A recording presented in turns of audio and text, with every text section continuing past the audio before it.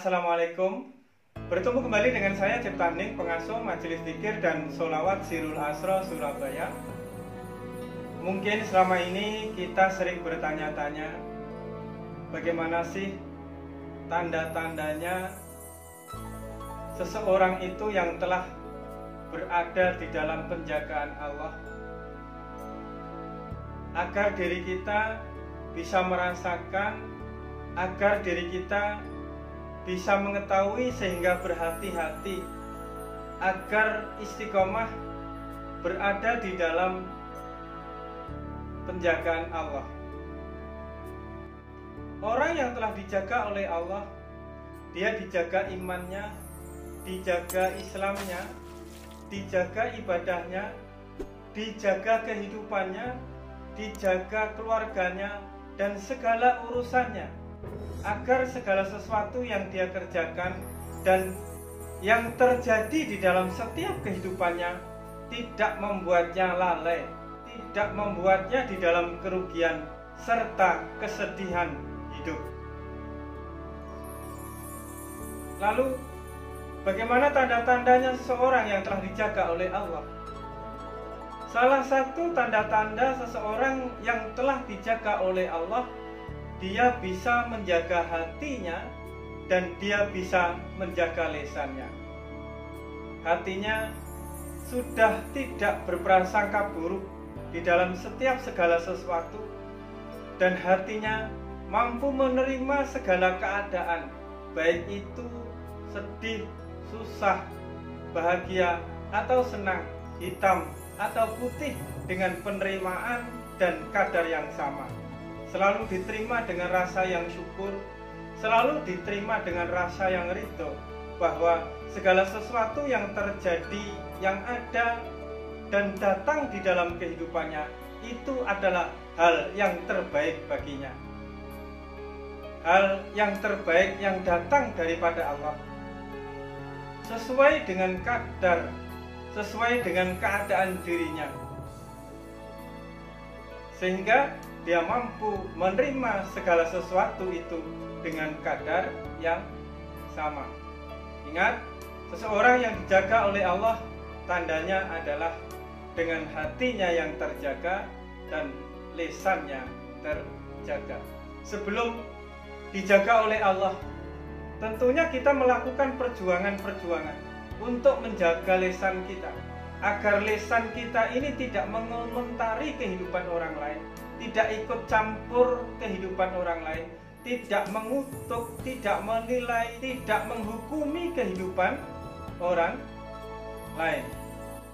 Ketahuilah bahwa diri kita, manusia ini diciptakan oleh Allah, selain untuk menjadi cermin bagi Allah, adalah untuk menjadi cermin bagi sesamanya.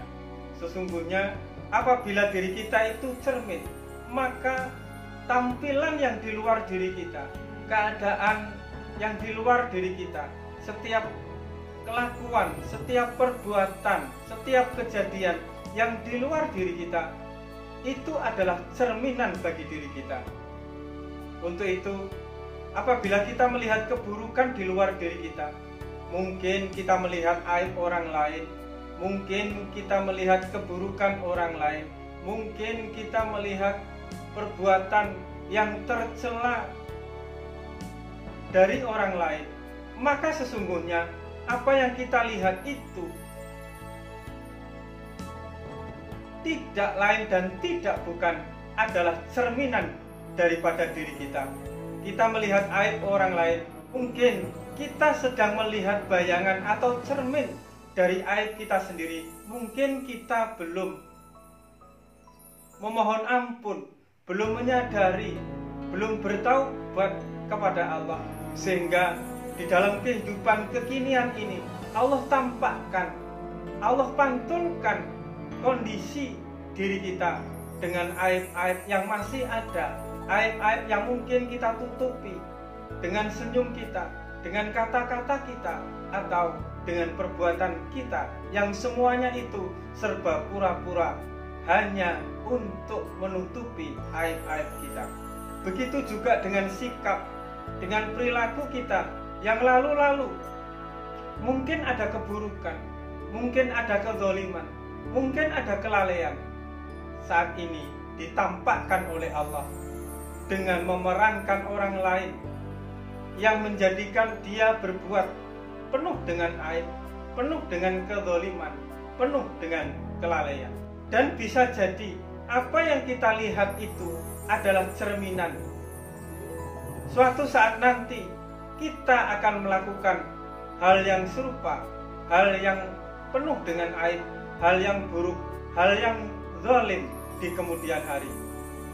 Agar supaya kita terhindar dari perbuatan buruk di kemudian hari, wajiblah diri kita untuk tidak mengomentari aib orang lain, kesalahan dan keburukan orang lain. Begitu juga agar perbuatan dan aib kita yang lama kita pendam, tetapi belum kita sadari, sehingga Allah mengutus orang lain untuk memerankan dan kita bisa melihat peran tersebut, maka mohonlah ampun kepada Allah Subhanahu wa Ta'ala, agar kita tidak menemukan keadaan yang zalim, keadaan yang membuat diri kita terpaksa berbuat di dalam dosa, di dalam kekilapan yang penuh dengan aib tersebut.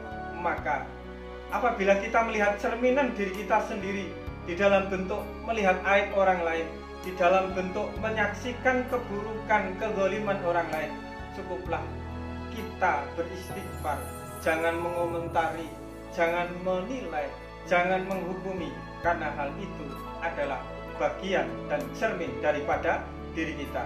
Mungkin itu perbuatan kita yang telah lalu, yang belum kita mohonkan ampun kepada Allah dan belum kita sadari, atau mungkin itu hal atau keadaan atau kejadian yang akan kita lakukan, kita jalani di kemudian hari, sehingga dengan istighfar maka putuslah perbuatan buruk tersebut, putuslah aib tersebut untuk mendatangi diri kita. Apabila kita mengomentari, maka diri kita akan mengalami hal yang sama, akan menghadapi hal yang sama, dan akan berbuat hal yang sama. Apabila kita melihat aib-aib orang lain di dalam kehidupan ini, sesungguhnya Allah ingin mengatakan kepada diri kita, hei fulan, hei manusia, sesungguhnya dirimu adalah manusia yang penuh aib, dirimu yang penuh kotoran, dirimu yang penuh dosa. Maka segeralah bertobat dan segeralah menyadari. Seharusnya kita berterima kasih kepada mereka-mereka yang telah menunjukkan aibnya di depan kita. Seharusnya kita bersyukur kepada mereka-mereka yang telah menunjukkan keburukannya ke dalam diri kita, karena mereka telah datang kepada diri kita karena pada hakikatnya mereka telah datang kepada diri kita dan menampar diri kita. Sesungguhnya diri kita tidak lebih baik dari apa yang kita lihat dan apa yang kita saksikan. Itulah maka Rasulullah Shallallahu Alaihi Wasallam bersabda, seseorang yang suka menggunjing, seseorang yang suka membicarakan aib orang lain, laksana seperti orang yang sedang memakan bangkai daripada saudaranya sendiri. Begitu juga apabila kita membicarakan keburukan orang lain dan kita membicarakan kejelekan orang lain dan aib orang lain, ketahuilah sesungguhnya nilai ibadah kita, amal kebaikan kita, kita berikan kepada orang tersebut dan kita menerima dosa yang kita bicarakan, aib yang kita bicarakan, dan kezaliman yang kita bicarakan. Untuk itu, jagalah lisan kita dari mengomentari kehidupan orang lain. Belajarlah untuk hening, belajarlah untuk selalu bersyukur, untuk selalu beristighfar di dalam setiap melihat keburukan dan bersyukur di dalam setiap melihat kebaikan. Banyak sekali perjalanan rohani yang telah kita lakukan, riadoh yang kita lakukan, hancur dan berhenti di tengah jalan itu disebabkan karena kita tidak bisa menjaga lisan kita dan kita tidak bisa menjaga hati kita. Tidak bisa menjaga lisan supaya tidak mengomentari kehidupan orang lain, menilai, menghukumi kehidupan orang lain, dan hati kita berprasangka buruk, merasa diri kita lebih baik, merasa diri kita lebih dekat kepada Allah dengan riadoh yang kita lakukan. Ingat, perjalanan rohani kita bisa hancur hanya karena lisan dan hati kita. Meskipun diri kita beriadoh, beribadah siang dan malam, memperbanyak ibadah sunnah, memperbanyak zikir, tetapi akan hilang sekejap. Pencapaiannya, nilainya hanya karena diri kita mengomentari kehidupan orang lain dan berprasangka buruk kepada orang lain dan merasa diri kita lebih baik daripada orang lain. Cukup sekian, semoga manfaat. Ingat, tetap waras dan tetap fokus. Wassalamualaikum warahmatullahi wabarakatuh.